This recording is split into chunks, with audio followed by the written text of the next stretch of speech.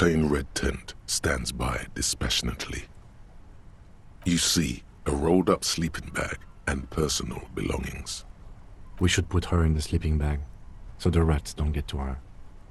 The lieutenant nods.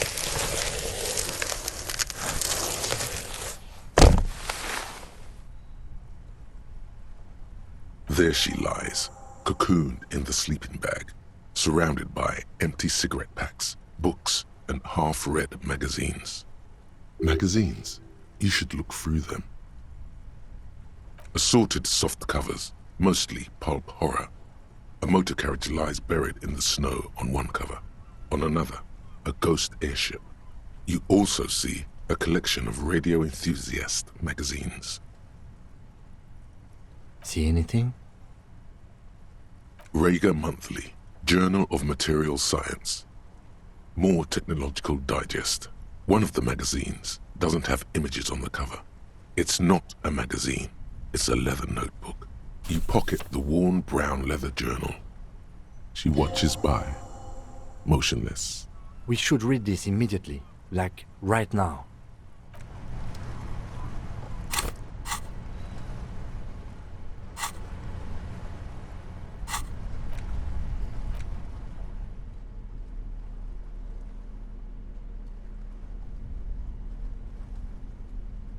A thick journal. The cover is worn like someone used to carry it around in their back pocket. It's made of full-grain leather. The lower left corner of the back cover sports an embossed brand name, Schneller.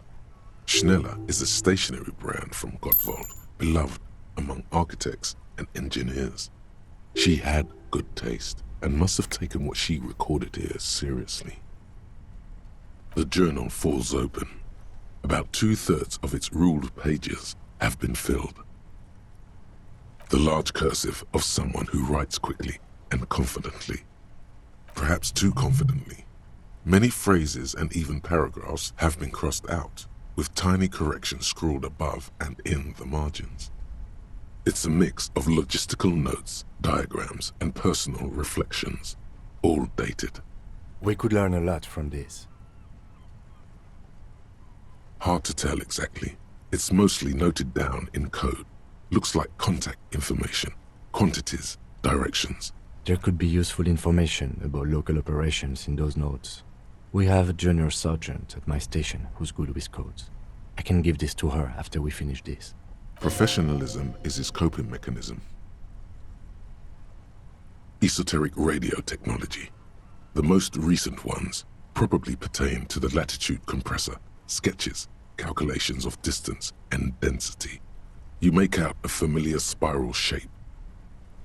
Short, wry observations of people and places, probably a way to pass the time on the road. Also, what appears to be attempts to sort through some difficult decisions. There are a few passages with many questions in them. Staff issues, always tough on the leadership. You smell traces of betrayal. The first entry is from August 2nd of last year. It reads simply, I know my position is precarious. All I can do is make myself as useful as I can while looking for a way out. Remember, no one is indispensable. Nothing on March 4th. March 5th, though, well, that's bound to come back and bite me in the ass. I'm bad at this, loyal to a fault. But that's another matter entirely. You have no idea what she means. These are personal notes. Don't expect to understand all of it. That name isn't mentioned as far as you can tell. Small wonder. Would you talk about La Puta Madre in your journal? You do see an M though. La Puta Madre? M is mentioned on March 9th and March 15th. Great. M's peon is coming to town, no doubt to investigate the lynching. But also, I feel it in my gut to finally put a bullet in my head while I'm napping in my lorry or on a smoke break. Well, I won't stick around just to twist my own neck by constantly looking over my shoulder. Then again, isn't that what I've been doing ever since I got the call? Things played out just as she had feared, except you didn't shoot her. Maybe it's the old you. Or maybe she was just paranoid. No, not even the old you. No you would do that. Been holed up here for 3 days now. I'm used to being alone and all, but I don't know when I'll be able to leave, or if I'll be ratted out. They will rat me out, of course. I've made it a point to believe in the best in people, the boys, for example. But experience tells me, did M feel truly betrayed by me? I was feeling threatened. He'd have to know if he threatened people, they'd take measures to protect themselves. Even I know that. Economic measures first of all. Gotta make a living, right? I can still hear his voice in the receiver. Taste the plastic. The entry ends abruptly. The call was a courtesy. He must have held her in high regard to personally tell her he knew about her plan to run drugs for the competition.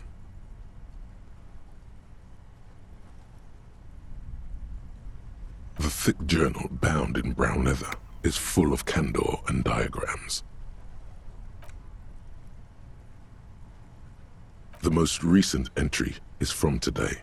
It reads, even when I leave here, if I leave here alive, what's my next move?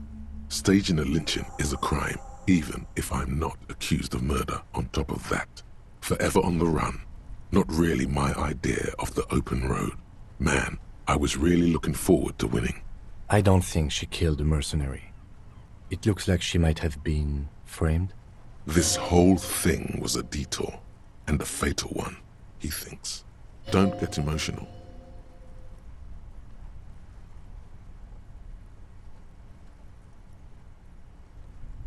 By the Hardie Boys, by Classier, by us.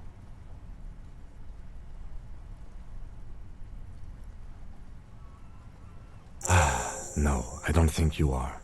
Ask someone in your precinct if you want to be sure. Could have been Titus. Then again... Maybe there's a Hardie boy we've yet to meet who acted as his accomplice. Either way, we need to keep an eye on him. One thing is for certain. We have business back in the whirling and rags. Questions to ask. We should get to it.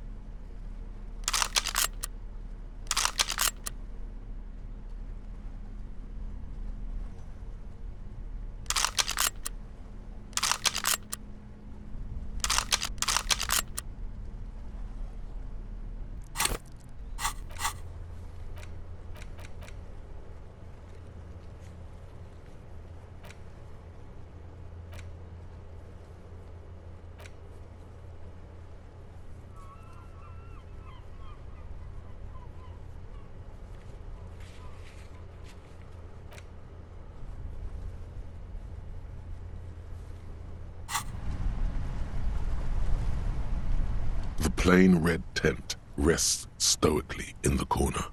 Ruby's dead body is wrapped in her sleeping bag.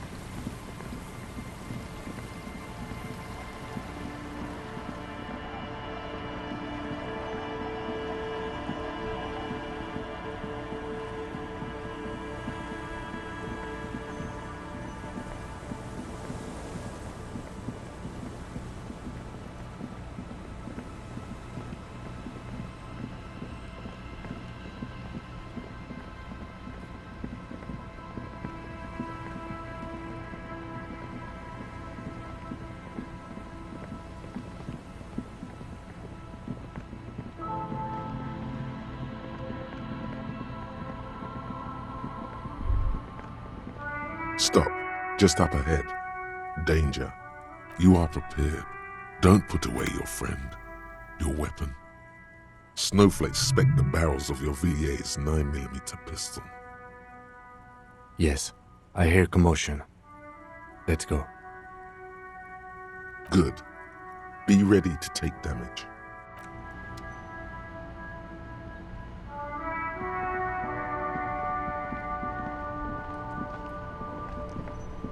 I'm all out of shits to give, loincloth.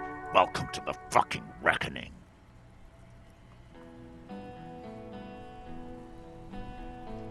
Put your damn gun down. People are gonna get hurt.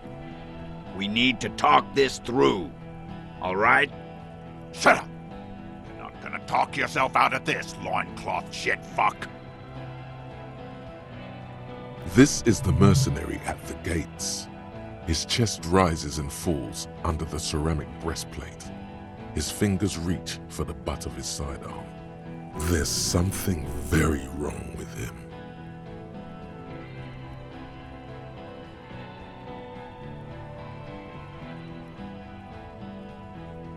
Shh. This is a misunderstanding. Nothing irreversible has happened yet. You can just return to your unit and forget all about this. The Kypt is merciful, willing to spare us if we just forget about our murdered and humiliated commander. I think we should just kill everyone, Corty. You are all drunk. Come to your senses. You won't gun down 7 people in the middle of the street. This isn't a frontier town or a jungle outpost. Easy, Lizzie. Let me handle it. I know guys like this. I'm sure we can come to a peaceful agreement. Ain't that right, fellas? He is facing overwhelmingly superior firepower, and he knows it. Peaceful. Nest in your abdominal cavity like a little wild mouse. The masked man's words are barely intelligible, but you can hear them. Fuck, there's a third one. How did we miss something like this? The lieutenant is genuinely worried for his life. You should consult him before getting in there. If this turns into a firefight, we should take him out first. A sound strategy. He's the leader.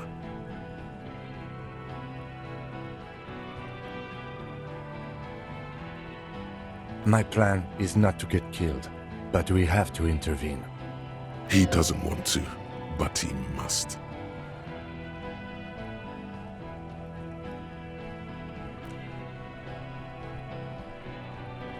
Get lost, comedian. You cops had your chance. Now it's fucking time for some justice. I think he's calmed down a bit. Pig fuck!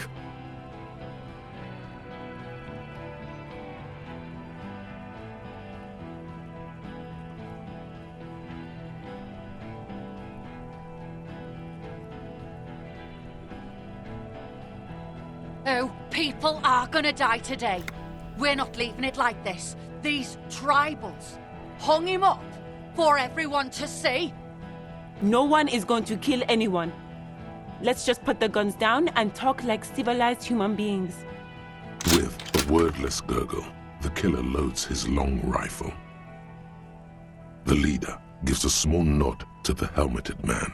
Suddenly, the grip of your sidearm feels comforting and warm in your hand. Feels like it's saying, do it. No, wait. It's good you have that gun.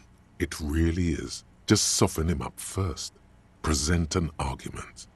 Peace. Always peace. It has worked thus far.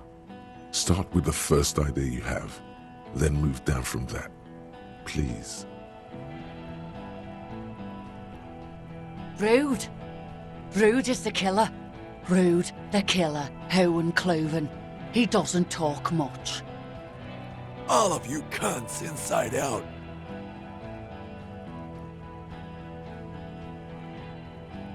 The gunner, the raddest, the killer. What do you think he does? There, on the rim of Owen Clerven's helmet, you count little stick figures. 19, 20, 21. About 50 little stick figures, all of them black, plus 2 little white ones in the end. These men served in Seminide, the native islanders.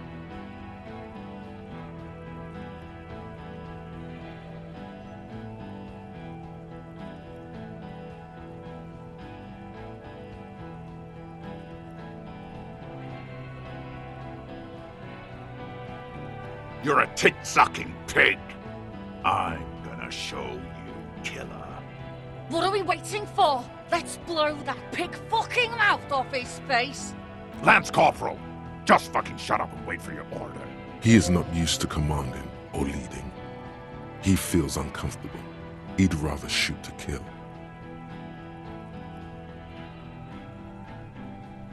Yeah? Who did that?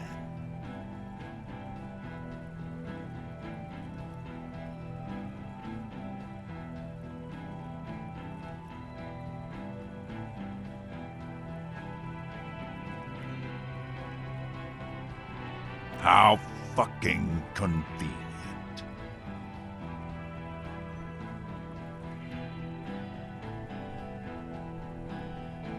You think I'm fucking stupid, cop? What if I just shot one of your pals here, right now? Huh? How about the kid? Tell me, it's a magic fucking sniper one more time. Listen, please. This cop and this drumhead cop marshal won't decide who...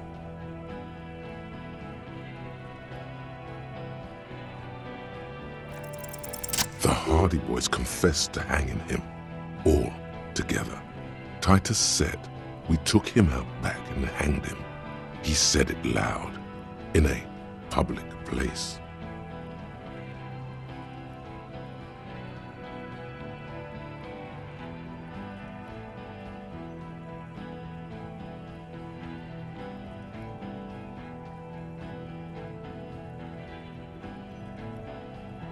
You're lying. De Paule heard it. You heard wrong. She and these men have been helping us find the shooter.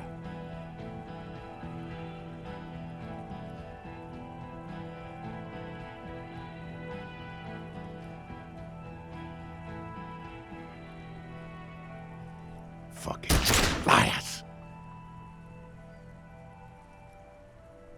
The shot rings in your ears, a low, tinny ring.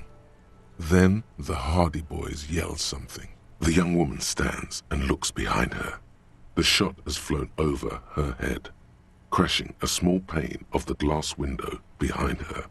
I missed. I know what I heard, Corty. They said they killed him. They said it was a good way to end a Sunday night. That doesn't sound good. You need to change the topic now, or there will be another shot. What topic?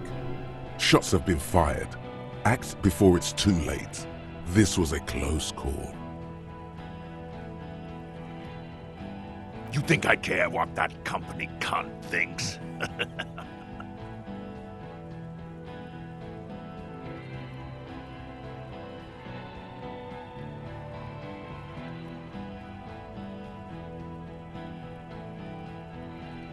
The man stares at you with bloodshot eyes, a bull ready to charge. He's not listening, but looking for an opening. She's fucking gone. She fucking sailed off. You're alone. Stay cool! Don't do anything stupid! The company bitch is gone. Laylee's gone. Fuck are we still doing in this shithole? Guys, I just get in the way. I don't even have a gun. Hold your ground. Any more of you run, I'll shoot you myself. We're doing this together. They're huddled close in a formation. Still, the rest will stay, even if it means dying here with him.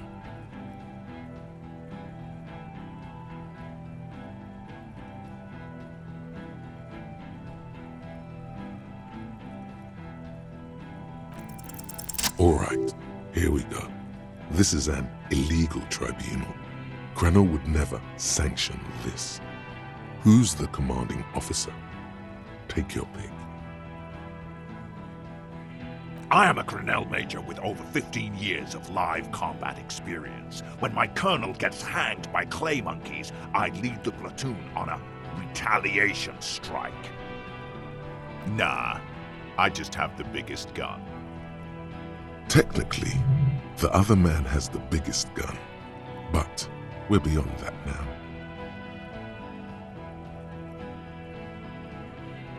King Reaper.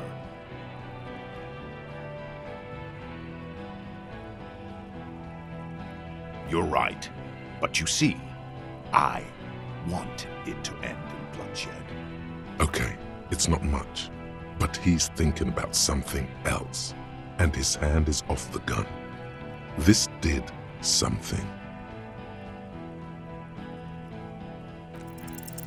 Dangerous. Ask about him first. You don't want personal facts about his dead friend coming out of your mouth. He has to start it.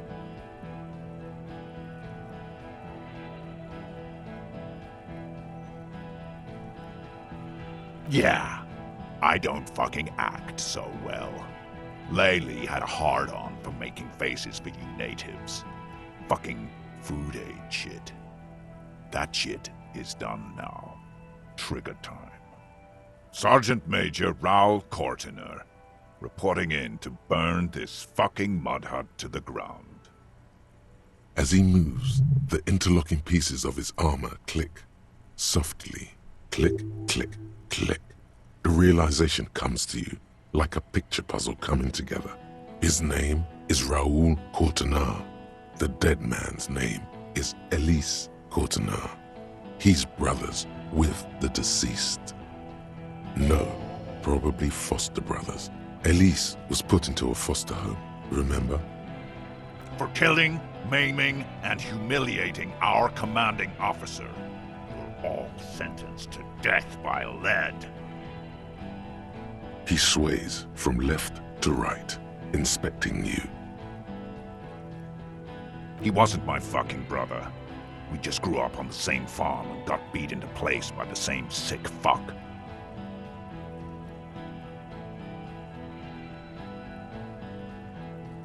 Same fucking mud hut town, too. Okay, good. Who? Laylee. We researched him. We contacted the ICP and looked at his birth records. That was in there. And other things. They fucking put Laylee in a leaf compactor, and now these cunts finished the job. There's real anguish in his voice. A drunken sadness suddenly engulfs him.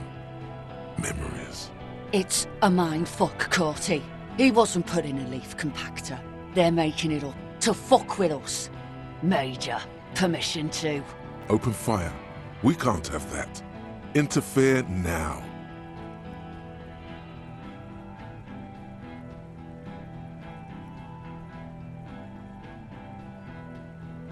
Fuck do you mean, talker? We've heard testimony. People say he was charismatic, a nice guy to be around. Yeah, he liked to chat up the natives. Share leaflets, squeeze a bit of kit ass here and there. Great fucking idea that turned out to be. If Laylee was here, he would spare the lot of you. Maybe shoot one for show. But me, I'm not a big fan of public affairs, clay monkey. I'll gun every one of you down for what you did. Ready to open fire, Major. At your command. Baby blue, yeah. Like someone fucked up and put a baby's eyes on a grown man. It was creepy, but bitches like that shit, I guess. Or, I don't know what bitches like. I just know how to mow down cloths. Find his killer. Cop, his killer stands right there, shitting his pants, and you're standing in the way, protecting them. I know what this tactic is, Silo Sam. You're gonna die for them. Right here. Today. Big talk, but that leaf compactor won't leave his mind anytime soon. It's a small thing, but it got him off center. Who the fuck is that? Glacia, the woman upstairs, where is she? She left!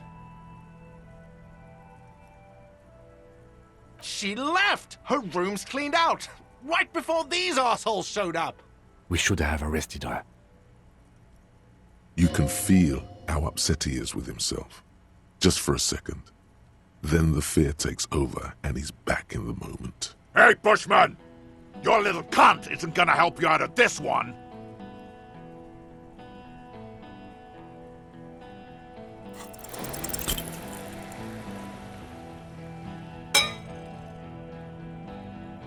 A small explosion expels the bullet from the chamber. With a puff of smoke, it hits the man square in the chest, producing a soft clicking sound in the armor. Like dice rolling, the kinetic energy of the 9mm front-loaded bullet is distributed evenly across the chest piece and into his hands. Go ahead! Give it another try.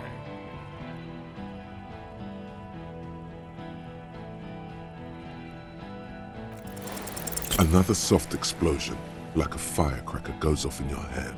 Another soft click from the gleaming white cuirass. They teach you to shoot the chest in Copland? Stupid fuck. Kill him.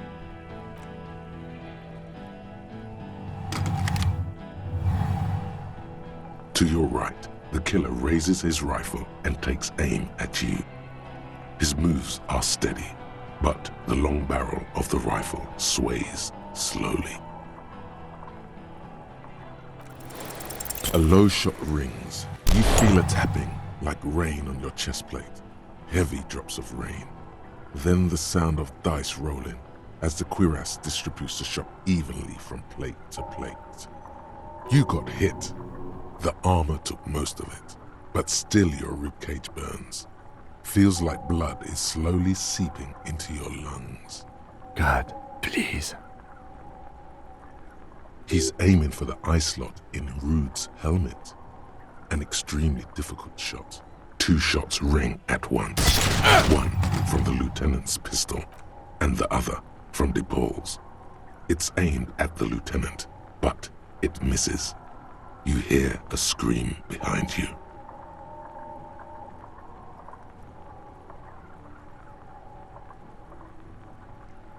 Glenn, dying in a puddle of blood behind you. His mangled torso has 2 gunshot wounds. Blood gushes out of them like red geysers. Oh God, watch out. You see 2 cold eyes looking at you through all the smoke and panic, and a pistol raised, aiming at your chest, point blank. Then the man squeezes the trigger.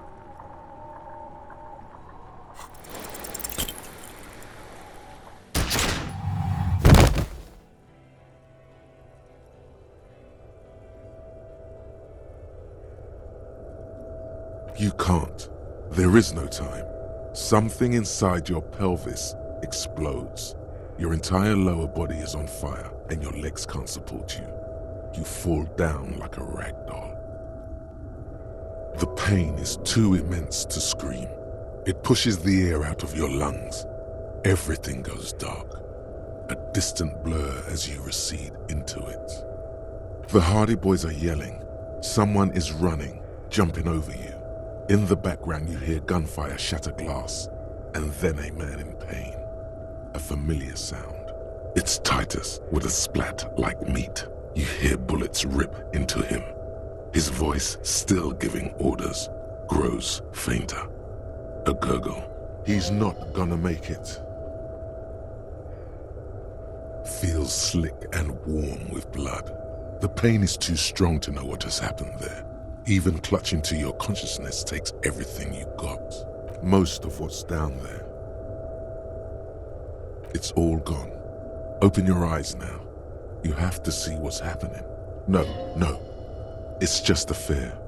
Even if Who cares? No one wants you anyway. Nothing. A persisting darkness. Dancing lights of pain. Distant shadows cast by them. Like a hellish play. You're bleeding out.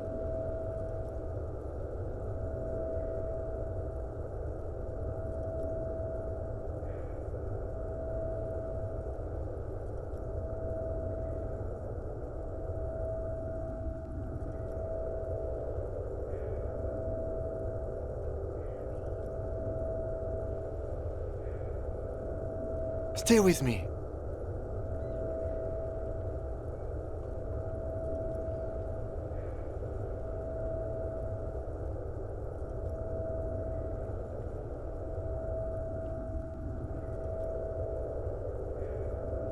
Yes, keep talking. You hear me? Stay awake. But you can't. It's so hard. Your eyelids grow heavy, and the sounds ever more distant. And the cold comes over you. The lieutenant, too, is somewhere far away, almost gone, when suddenly you sense something behind him. A shadow towering. Someone stands there, raising his pistol at him. The lieutenant does not see it. He's pushing down on your wound with both hands.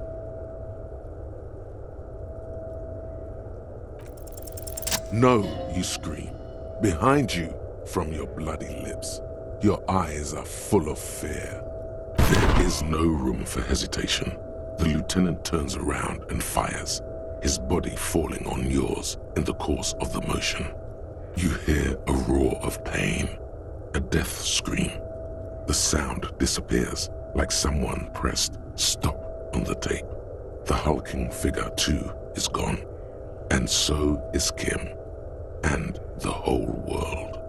This is death. One more door, baby. One more door. The fight? There is no fight. The fight is over. It was lost 1,000 years ago. You have laid here forever. Keep falling deeper. Take the door. He's not taking it. His body is not taking it.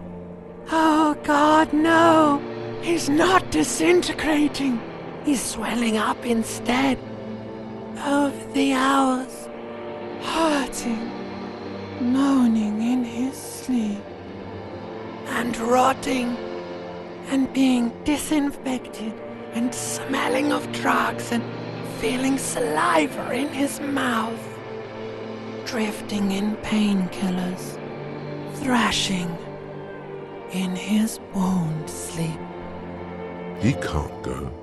Not before the case is solved. There is a radio in the distance. A radio of the world. Playing sounds. Good morning, Elysium. Soon we will return to the world. Hours turn to days. Soon we will get up again and go through it again. Finally we know what the infernal engine was outside. The clarion call.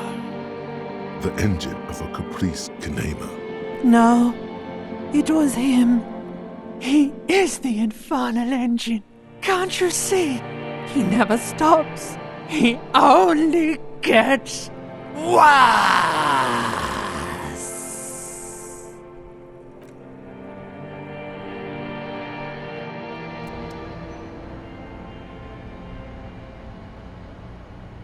You see the lieutenant's familiar shape in the orange jacket. It turns double, then triple, from the pain. Sunrise, Parabellum.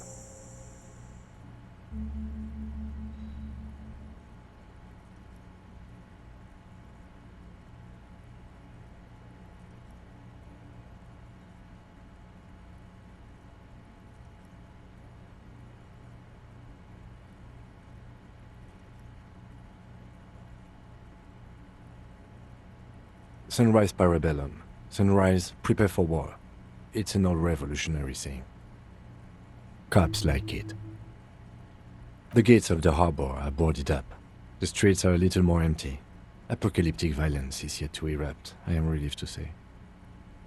I think we may have held it off, for now. Barely.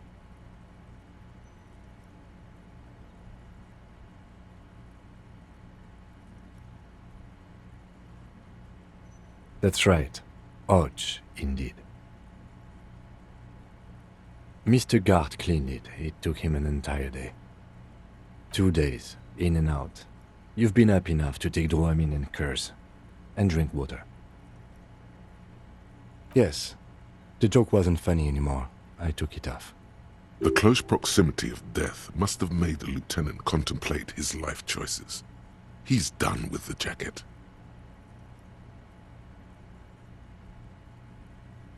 What happened? You shot the major, and successfully, a firefight ensued. As retaliation, the rifleman tried shooting you. He hit the cuirass. I heard it go off. I was looking for a clear line of sight to him. I shot and wounded him, while Glenn took a bullet in the spine. It was meant for me. He did not survive. This is not the first person to die in his place. He goes on. Titus, Fat Angus, and Theo charged. Angus and Theo died before they made it to intensive care. Titus died in a hospital. Yesterday. Alain and the young musician, I forget his name, they are all that's left. Yes. You were bleeding out. I think you said something about your wife.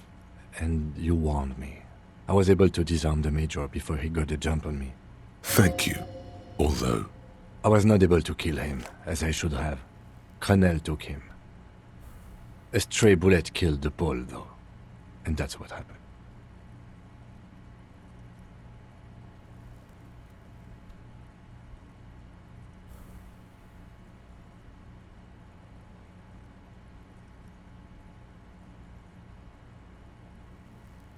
Yes. This is the one. He's in a private hospital across the river. Krenel claimed him from the local butcher shop where Titus died. Turns out he's insured. We won't get to him anymore. The good news is he's not coming here either. I did some damage. 4. Glenn, Theo, Angus. The fat one. He took a lot of bullets. And Titus. All.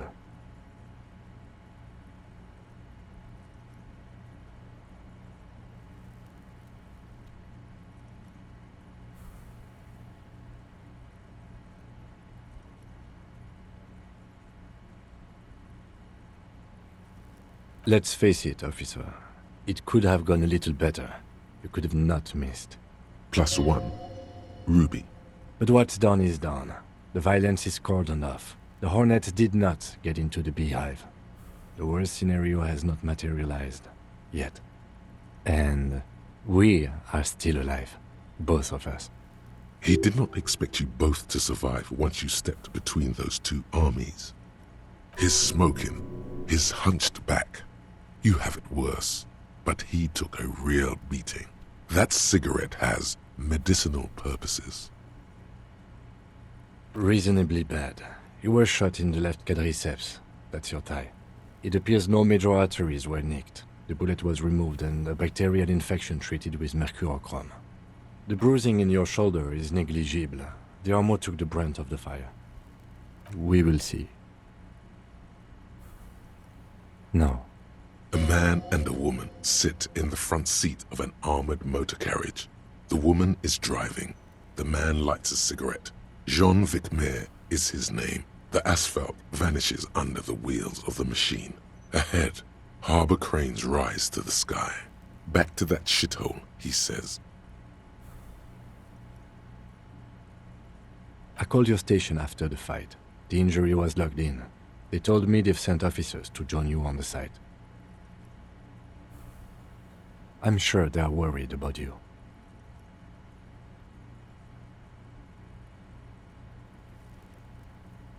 I did. No need. Not very. I have a concussion from the Major beating me with the butt of his gun. I try to not move too much. Things would be worse if you didn't warn me. Thank you. I did not see him coming. Stupid of me.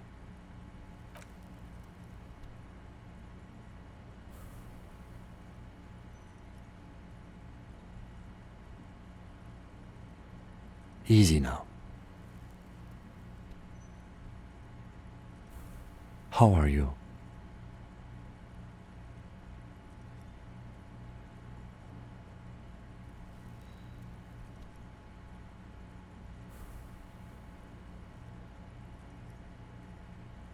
Your disco days should have been done quite a while back, Lieutenant Freighter.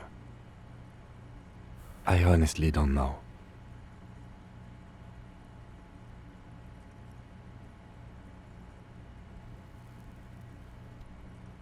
Do you? Because we can't talk to Everard. The harbor's in lockdown. Everyone in there is outside our grasp now. Joyce has left too, thanks to our meddling. I don't know what to think. It might not have been a bad idea. There is a pin somewhere in the machine. Something is keeping Krenel from sending in a death squad. Maybe it's her. Maybe she kept her hand. Either way, Ruby's gone, and Classio too.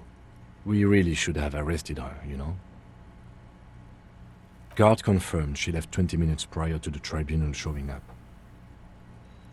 I don't know. I think the theory you presented, it's someone else outside our circle of suspects, was right. It better be. Everyone within the circle is either dead or gone. Honestly, I think our investigation has not produced a single credible suspect.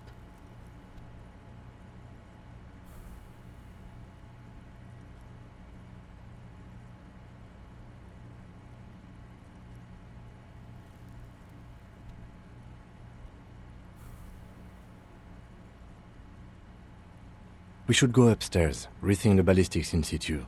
I agree with this. What else? What? Every piece of garbage in the city is not connected to the case. You don't have to keep everything. He's wrong.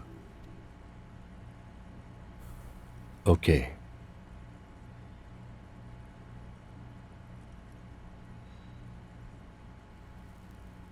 I don't know.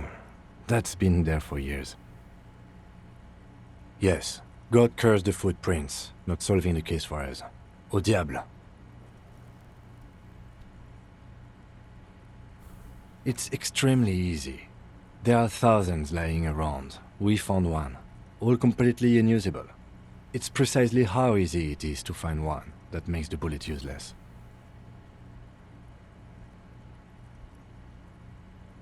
We could find thousands more if we wanted. All of Revachol is full of them.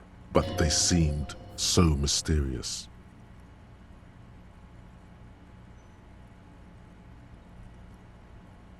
No need to be melodramatic.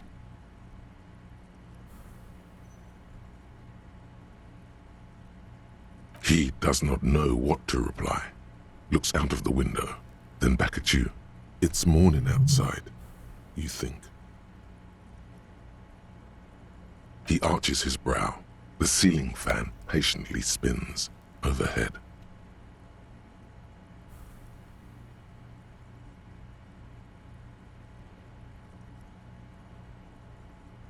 It really is very hard. That concussion must be making him dizzy.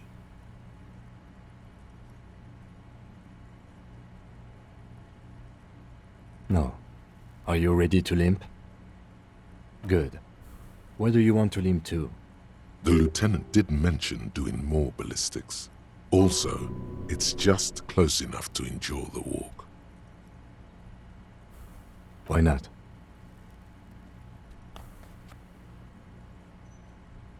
Another look at the window, perhaps? The one he was shot through. I don't know. I can't think of anything better.